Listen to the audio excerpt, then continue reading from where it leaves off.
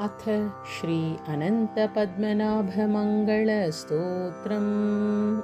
श्रियः कान्ताय कल्याणनिधये निधयेऽर्थिनां श्रीशेषशायिने अनन्तपद्मनाभाय मङ्गलम्।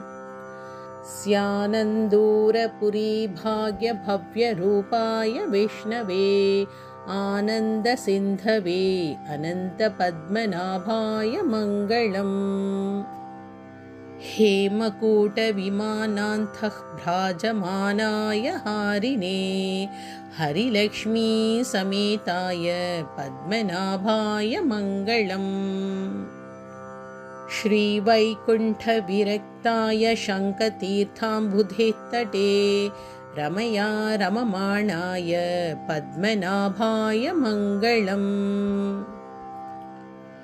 अशेषचिदचिद्वस्तुशेषिने शेषशायिने अशेषदायिने अनन्तपद्मनाभाय मङ्गलम्।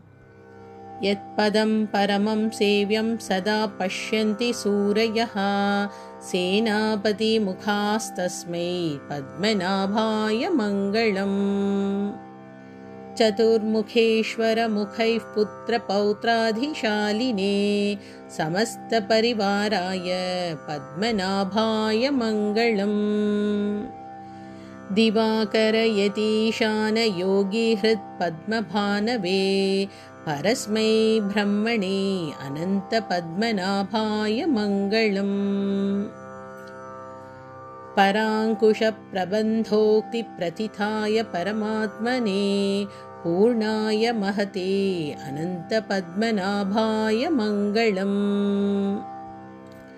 वञ्चिभूपशिरोरत्नरश्मिनीराजिताङ्घ्रये वाञ्छिताखिलदायास्तु पद्मनाभाय मङ्गलम्। सर्वावयवसौन्दर्यसौवर्णसुषमाजुषे सदा सम्मोहनायास्तु पद्मनाभाय मङ्गलम्।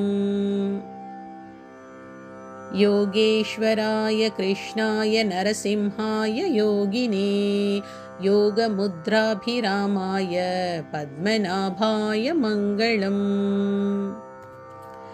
अनन्तपुरनाथाय निरन्तरदयामुचे अनन्तपद्मनाभाय नित्यश्री नित्यमङ्गलम्। इति श्री अनन्तपद्मनाभमङ्गलस्तोत्रं सम्पूर्णम्।